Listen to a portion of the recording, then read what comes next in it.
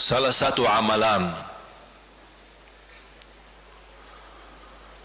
yang saya ingin,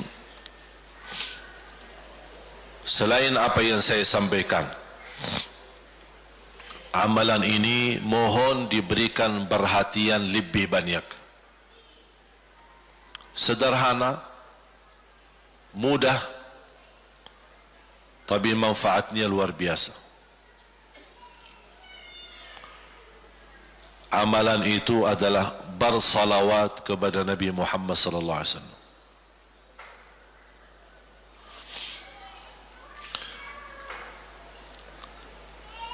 Kali ini saya tidak minta anda bersalawat seperti biasa. Saya yakin Bapak Ibu suka bersalawat. Tapi kali ini saya ingin anda membawa salawat kepada Rasul dengan penuh rasa cinta. Demi Allah jamaah sekalian, tidak ada di antara kita yang bisa dan mampu membalas kebaikan Nabi Muhammad untuk kita semua. Salawat kepada Nabi Muhammad, satu kali salawat kita dapat 10 kali rahmat. Ini baru satu kali, dapat 10 kali rahmat. Nabi Muhammad menjadi Nabi kebanggaan kita, rahmatan lil alamin, termulia akhlaknya. Yang paling mulia akhlaknya terhadap istrinya itulah Nabi Muhammad sallallahu alaihi wasallam. Setiap malam saya suka minta maaf sama istri saya. Saya sampaikan, mohon maaf, saya belum mampu menjadi semulia akhlak Nabi Muhammad sallallahu alaihi wasallam. Yang termulia akhlaknya terhadap istrinya Nabi Muhammad. Makanya kata Rasulullah di hadis yang sahih,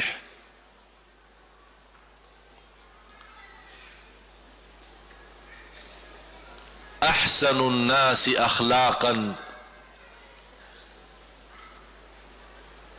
ahsanukum li ahli. Yang paling laki-laki yang termulia adalah laki-laki yang termulia akhlaknya terhadap istrinya. Dan Rasul juga bersabda, dan akulah yang termulia terhadap istri-istriku. Nabi Muhammad itu bukan hanya dengan salawat kita dapat 10 kali rahmat, tapi kita dengan bersalawat kepada beliau dijamin kita dapat syafaat beliau di hari kiamat. Bahasa syafaat yang kita semua sudah tahu, semua berkeinginan mendapatkan syafaat, dan semua berdoa mengharapkan syafaat Nabi Muhammad sallallahu alaihi wasallam. Tapi Bapak Ibu belum tahu sejauh mana kemuliaan syafaat yang kita tunggu yang diberi nanti oleh Rasulullah sallallahu alaihi wasallam. Syafaat Nabi Muhammad sallallahu alaihi wasallam adalah langkah yang kita harapkan, bukan hanya umat Islam, bahkan seluruh umat, Yahudi, Nasrani, Buddha, Hindu, seluruh manusia di hari kiamat mengharapkan syafaatnya yang disebut dalam hadis asy-syafa'atul kubra, syafaat yang paling agung yang Allah izinkan Nabi Muhammad untuk diberi kepada seluruh manusia, yang Islam maupun yang tidak Islam. Karena di saat hari kiamat seluruh makhluk Allah subhanahu wa ta'ala, seluruh manusia, bahkan bangsa jin, semuanya berdiri habis dibangkit oleh Allah subhanahu wa ta'ala, semuanya berdiri di hadapan Allah menunggu hisab dimulai lebih dari 50.000 tahun. Bisa enggak terbayang berdiri berapa lama? 50,000 tahun. Dan semuanya keadaan laki dan perempuan sebagaimana baru dilahirkan. Bisa enggak Bapak Ibu terbayang?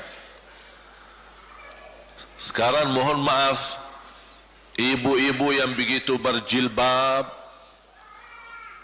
pakaiannya yang rapi dan sopan, Masya Allah, tertib, bersih, make up, cerah mukanya, bisa menarik perhatian.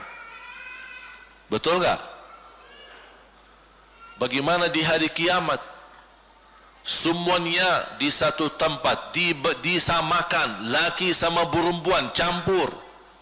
Dan semuanya dalam keadaan sebagaimana baru dilahirkan. Tidak berpakaian apa-apa. Ketika Rasul menceritakan kepada Siti Aisyah pun kaget. Ya Rasulullah, laki dan perempuan sama-sama. Kefikiran Siti Aisyah kemana? Malu dilihat oleh orang. Apa kata Rasulullah SAW? Wahai Aisyah, di saat itu kesibukan manusia pandang kepada Allah Subhanahu wa taala, menunggu hisab lebih daripada kefikiran yang lain. Bisa enggak terbayang? Saya yakin tidak bisa terbayang. Mohon maaf, apapun kesibukannya, biarpun dahsyat yang menarik perhatian, tetap ada kesempatan masih cuci mata. Betul enggak?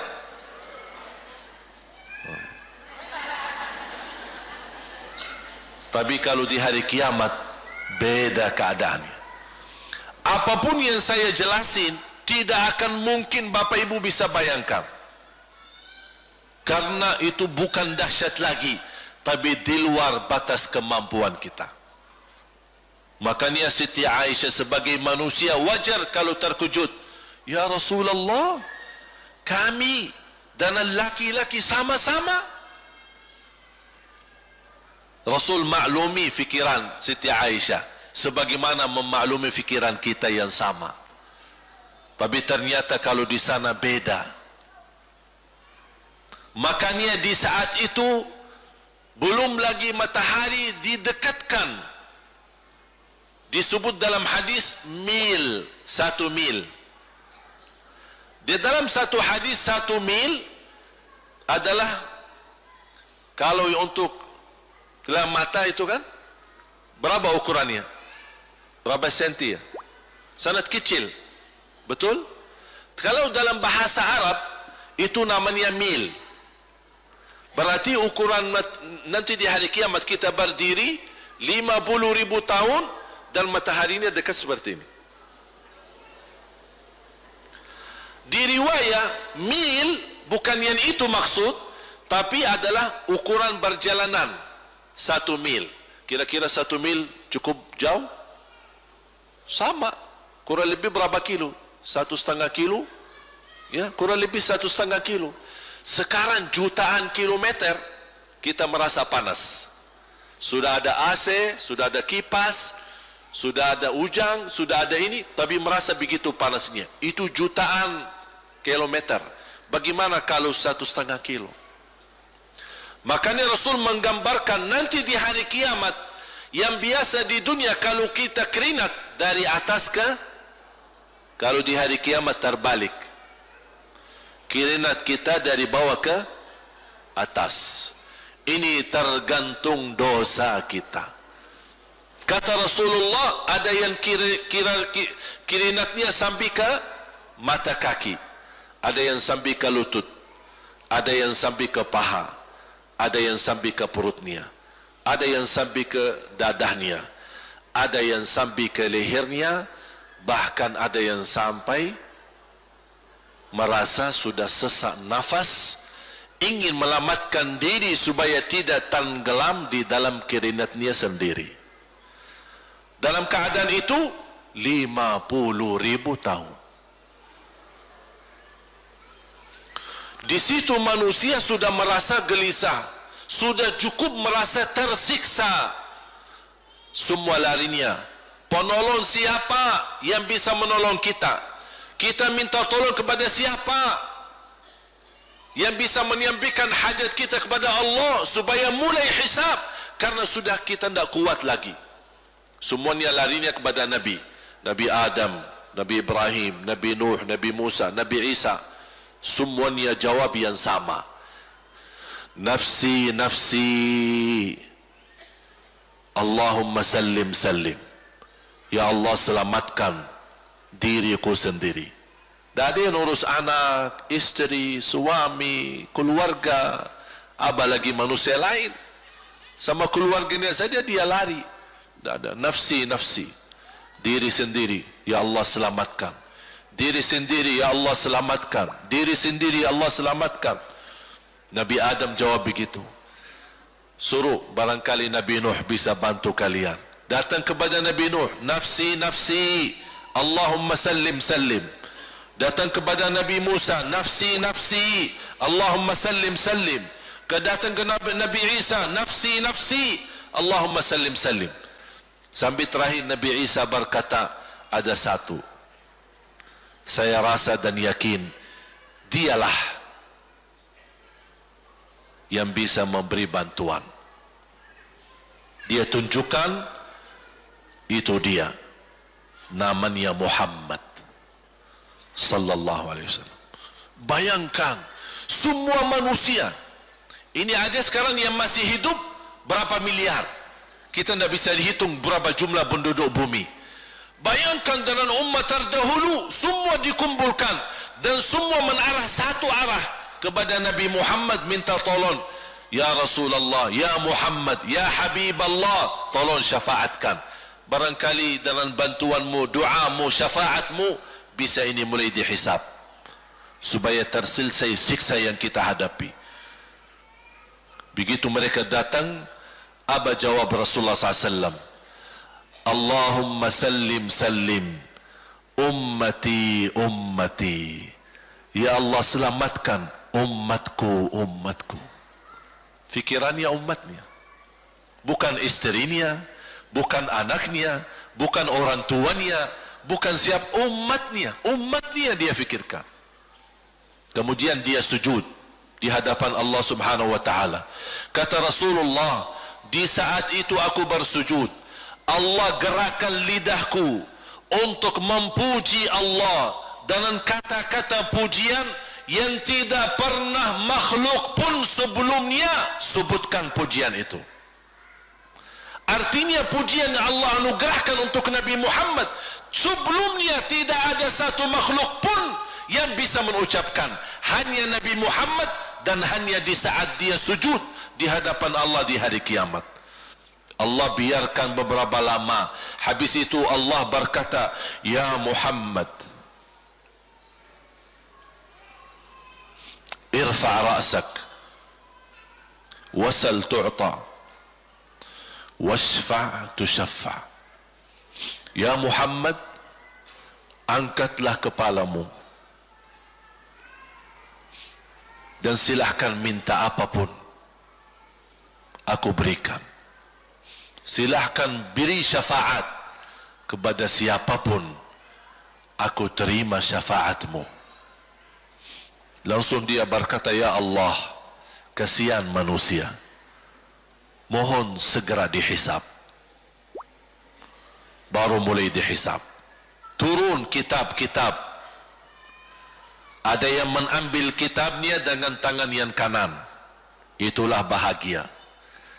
Ada yang mengambil kitabnya dengan tangan kiri. Dia berusaha sembunyikan tangan kirinya karena dia malu kalau kitabnya diterima dengan tangan kiri. Dia sembunyikan tangannya yang kiri ke belakang. Larinya buku amalannya ke belakang dan langsung nempel di tangannya. Tak ada yang bisa lari di hari itu. Semua amalan, buku amalannya dibuka oleh Allah. Dan akan Allah mulai menghisabkan kita satu persatu. Tak ada kelompok-kelompok. tidak ada bendera, tidak ada ormas, tidak ada kelompok, tidak ada pimpinan, masing-masing. Benderanya kita apa? Buku amal. Dan Allah manggil kita bernama satu-satu. Ibu, sini.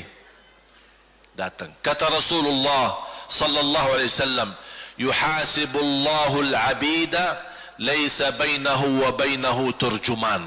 Allah akan hisab hamba-hambanya satu demi satu, bersatu-bersatu, dan tidak ada penerjemah. Jadi tidak bagi terjemah, translate.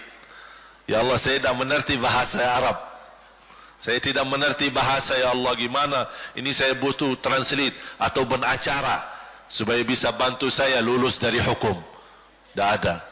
Yang hakim Allah, keputusannya Allah, yang menentukan Allah, mahkamah yang dikuasai Allah, hamba di hadapan Allah, saksi semua, tangan saksi, mata saksi, lidah saksi, kaki saksi, buku amal saksi, malaikat saksi. Bagaimana kita mau lari? Ditanya oleh Allah, hei hambaku, ingat enggak di malam itu, di tempat itu, kamu berlakukan dosa itu? Seorang hamba yang masih memiliki iman, dia merasa dan ingat, dan dia merasa malu, dia tunduk kepalanya. Kata Allah, malu ya, malu. Tunduk, ya malu ya Allah, malu, malu. Dan subhanallah, tanda rahmat Allah, ketika Allah bertanya dengan kita, tidak ada orang lain yang bisa lihat. Supaya apa? Supaya hisab kita di antara kita sama Allah tidak terbocor kepada orang lain, supaya tidak malu sama orang lain. Allahu Akbar. Habis kita sudah laku diri, ya Allah, saya ingat dan saya rasa salah dan saya malu. Apa kata Allah? Waktu itu kamu lakukan dosa itu, aku tutupi. Aku tutupi. Tak ada yang tahu. Kita lakukan dosa ini udah sekian tahun, ada yang tahu enggak? Tak ada yang tahu. Karena kita lakukan di saat sembunyi. Kata Allah, di saat itu kamu lakukan dan kamu tahu itu dosa, tapi aku tutupi.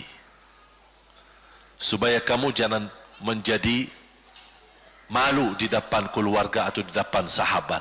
Aku tutupi.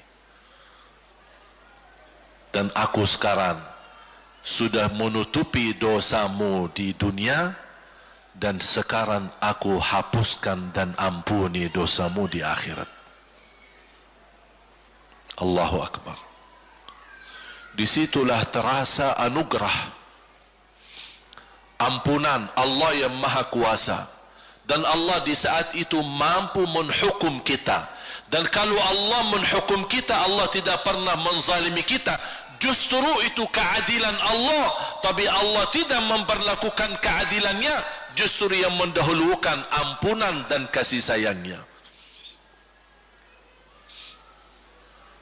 Habis selesai hisab, harus semua tanpa kecuali liwati neraka Jahannam di atas sirat.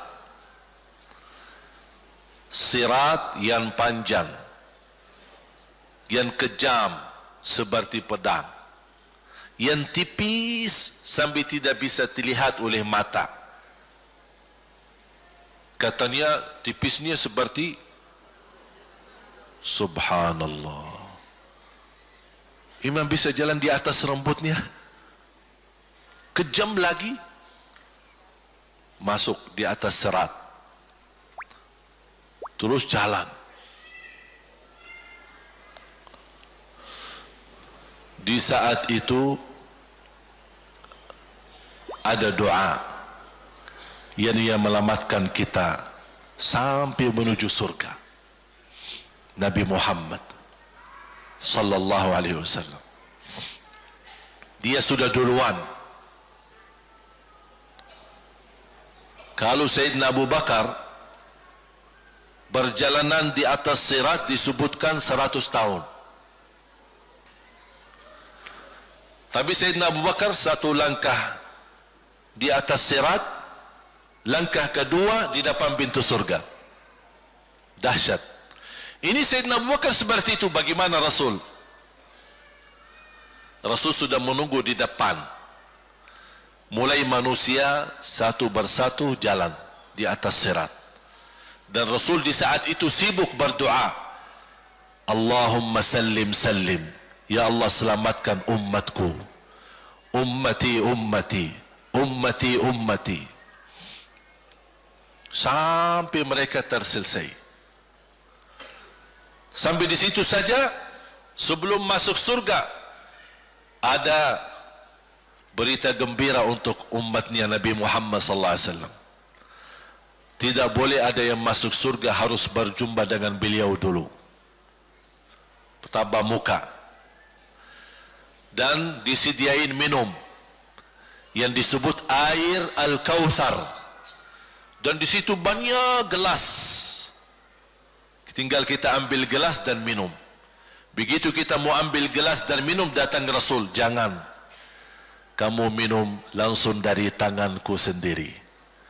Barang siapa yang minum dari tanganku tidak akan haus selama-lamanya. Allahu Akbar. Di situ terasa kemuliaan.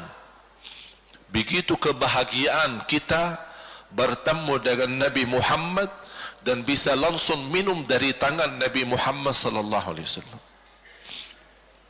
Bukan hanya begitu saja, bahkan Nabi Muhammad memegang tangan kita, mengajak kita masuk. 8 pintu surga. Ada 8 pintu. Rasul bersabda, 1 pintu luasnya seperti antara langit dan bumi. 1 pintu antara langit dan bumi luasnya. Dan kata Rasulullah, di saat itu akan manusia gesa-gesaan untuk masuk surga. Itu tanda apa? Banyak yang akan masuk. Mudah-mudahan kita terhitung dari yang banyak. Begitu ahli surga masuk, kira-kira Rasul berhenti. Ahli surga sudah masuk, sudah aman? Tidak. Rasul balik lagi, keluar dan menuju dari langkah sirat yang pertama. Melihat ada enggak ternyata ada di antara umatnya yang tersisa, yang dosanya terlalu banyak, gesa-gesaan di jalan, merangkak di jalan sampai jatuh di dalam neraka. Rasul mana mereka? Masuk ke neraka. Kata Allah subhanahu wa ta'ala melihat keadaan Nabi Muhammad SAW. Apa yang dibutuhkan lagi? Kata Rasul, Ya Allah, saya tidak akan puas masuk surga sampai hamba-hambamu yang ada di neraka umatku diselamatkan. Allah subhanahu wa ta'ala mengizinkan Nabi Muhammad keluarkan dari neraka. Dia keluarkan. Sudah cukup ya Nabi Muhammad? Tidak cukup ya Allah, masih ada lagi. Diambil lagi, dikeluarkan, diambil lagi, dikeluarkan. Artinya dari umat Nabi Muhammad yang masih banyak dosanya, yang masih banyak kelewatannya sama Rasulullah, yang tidak pantas memberi kemuliaan kepada Rasulullah SAW, dapat pula syafaatnya Nabi Muhammad. Yang tidak pernah memberi tanda sayang dan cinta kepada Rasul, dapat rasa sayang dan cinta Nabi Muhammad SAW. Sambil kata malaikat Jibril, demi Allah saya melihat Nabi Muhammad mengambil manusia dari neraka Jahannam, diselamatkan dari siksa dan membawa mereka ke surga. Kata malaikat Jibril, sambil aku kira tidak ada lagi yang tersisa di neraka Jahannam, saking banyaknya yang dikeluarkan oleh Rasul. Itu syafaat Rasul sallallahu alaihi wasallam. Oleh karena itu jamaah sekalian, ini yang saya ceritakan. Saya mohon kalau anda lagi bersalawat, ingat itu semua. Nabi Muhammad bukan Nabi yang biasa. Nabi Muhammad adalah Nabi yang penolong kita nanti di hari kiamat. Seandainya kita masuk neraka Jahannam, masih ada harapan kita dapat syafaat Nabi Muhammad sallallahu.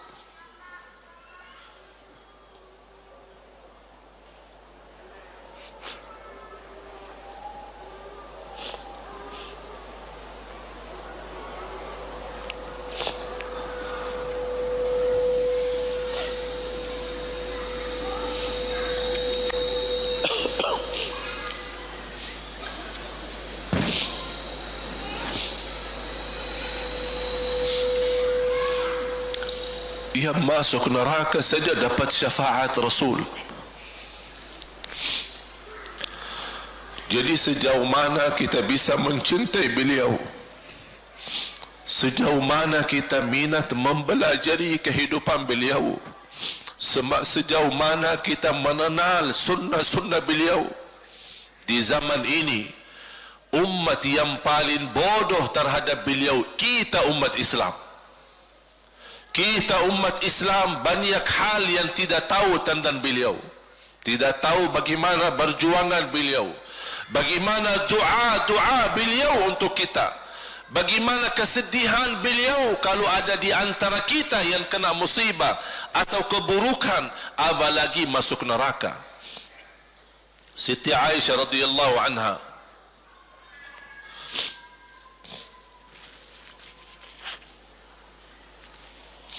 Siti Aisyah radhiyallahu anha pernah minta sama Rasul doa. Ya Rasulullah, tolong doakan saya. Rasul mendoakan, Allahumma ighfir li Aisyah ma taqaddama min dhanbiha wa ma ta'akhkhar, ma qaddamat wa ma akharat, wa ma asarrat wa ma a'lanat. Ya Allah, ampunilah dosa-dosa istriku Aisyah, dosa yang lama, dosa yang baru, dosa yang terang-terangan maupun dosa yang tersembunyi. Siti Aisyah menaminkan doa Nabi Muhammad dan menangis dan bangga dan senang. Saking senangnya, saking bahagianya, dia tertawa sambil Rasul melihat Siti Aisyah. Senang wahai Aisyah? Apakah kamu senang dengan doaku? Kata Siti Aisyah, bagaimanakah aku tidak senang? Aku justru merasa bahagia dengan doamu untukku ya Rasulullah. Apa kata Rasul? Ketahuilah wahai Aisyah, ketahuilah doaku yang baru ini untukmu, itulah selalu doaku untuk umatku di setiap salat. Itu doa Nabi kita buat kita. Setiap beliau salat mendoakan kita, ya Allah ampuni dosa umatku, dosa yang lama, dosa yang baru, dosa yang sembunyi, dosa yang terang-terangan. Setiap salat itu doa Nabi kita, Nabi Muhammad SAW untuk kita semua. Apa yang diminta oleh Rasul? Rasul tidak minta banyak dari kita. Salah satu yang diminta oleh Rasul dan memohon, satu itu berbanyak, itu satu-satunya yang Rasul minta banyak. Selain itu Rasul tidak pernah minta banyak. Satu-satunya Rasul minta banyak. Apa? Salawatlah kepadaku, berbanyaklah salawat kepadaku. Mengapa Rasul minta berbanyaklah salawat kepadaku? Kenapa tidak minta amalan yang lain untuk dibanyakkan salawat atau amalan yang lain? Mengapa hanya salawat? Rasul berpesan berbanyaklah salawat kepadaku, karena Rasul tahu dengan kita berbanyak salawat kita akan dijamin dapat syafaat beliau, dan itulah beliau yang diinginkan. Bukan hanya dapat syafaat, bahkan Rasul sendiri bersabda, aqrabukum minni majlisan yaumal qiyamah, yang paling dekat kepadaku hari kiamat, yang paling banyak salawat kepadaku. Bahkan berita gembira bagi seorang hamba umat Nabi Muhammad SAW, akthiru alayya minas salati yawmal jumu'ati wa laylataha fa inna salatakum tablughuni haitsu kuntum. Ini keistimewaan khusus, kelebihan amalan yang utama, bahkan yang terutama di hari Jumaat dan di malam Jumaat, fokus hanya bersalawat kepada Rasul. Mengapa? Karena Rasul yang berbanyalah salawat kepadaku malam Jumaat dan hari Jumaat. Mengapa ya Rasulullah khusus hari Jumaat dan malam Jumaat?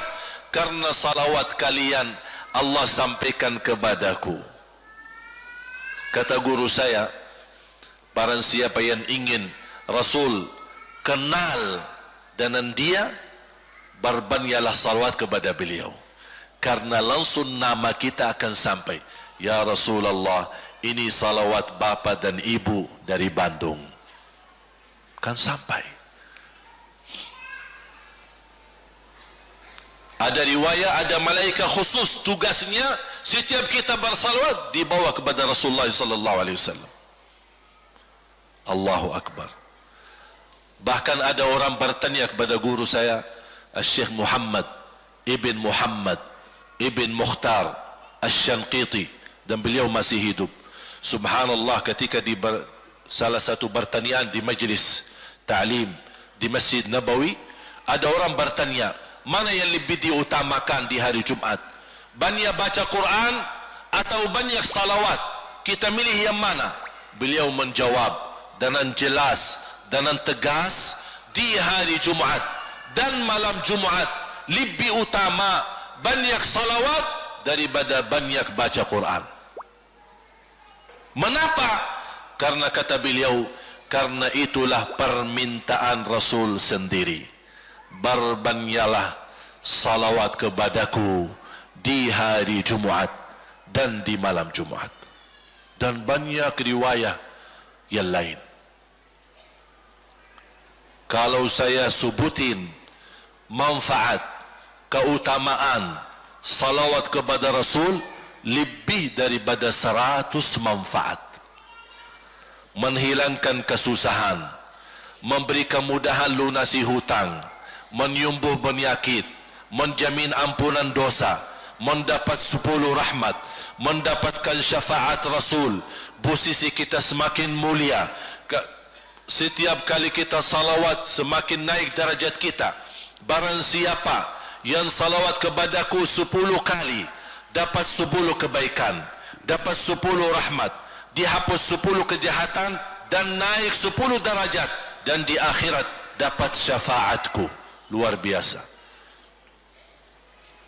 Hadis yang terakhir, Ubay bin Ka'ab radhiyallahu an berkata, ya Rasulullah, aku suka berdoa. Karena salawat, arti salawat adalah doa. Arti salawat, doa. Ya Rasulullah, aku suka berdoa. Berapa dari doaku saya jadikan untukmu? Artinya berapa persen ya? Kalau bahasa kita, berapa persen kira-kira? Kalau misal saya doa 10 menit, berapa menit untuk Rasul, dan yang sisanya buat aku? Contoh, aku kalau berdoa, ya Allah ampuni dosaku, ya Allah murahkan rezeki, sembuhkan penyakit, Allahumma salli ala Muhammad wa ala ali Muhammad. Berarti lebih banyak untuk diri kita, baru untuk Rasul. Sahabat itu ya Rasulullah bertanya, ya Rasulullah, berapa bagian dalam doaku saya jadikan untukmu? Apa kata Rasul? Kata Rasulullah SAW, ma syi'ta wa in zidta fahuwa khairul lak. Ya terserahmu. Mau doa bagaimana untukku? Ya terserahmu. Tapi semakin banyak untukku, semakin banyak manfaatnya untukmu. Apa kata sahabat? Ya Rasulullah, saya akan jadikan separuh doaku hanya salawat kepadamu. Artinya kalau saya doa 10 menit, 5 menit salawat, dan 5 menit doa untuk diriku sendiri. Apa kata Rasulullah? Terserahmu. Wa in zitta fahuwa khairul lak. Kalau kamu berani tambah, itu jauh lebih baik untukmu. Tawar menawar sama Rasulullah SAW, sampai di ujung hadis beliau berkata, ya Rasulullah, saya janji doaku semuanya untukmu. Artinya apa? Kalau dia angkat tangan berdoa, tidak satu pun minta buat dirinya. Bismillahirrahmanirrahim. Allahumma salli ala Muhammadin wa ala ali Muhammad. Allahumma salli ala Muhammadin wa ala ali Muhammad. Allahumma salli. Sampai selesai. Tidak minta ampunan, tidak minta rezeki, tidak minta sehat, tidak minta keturunan, tidak minta apa-apa. Hanya fokus dengan salawat. Karena dengan salawat, apa yang kita niatkan terkabul.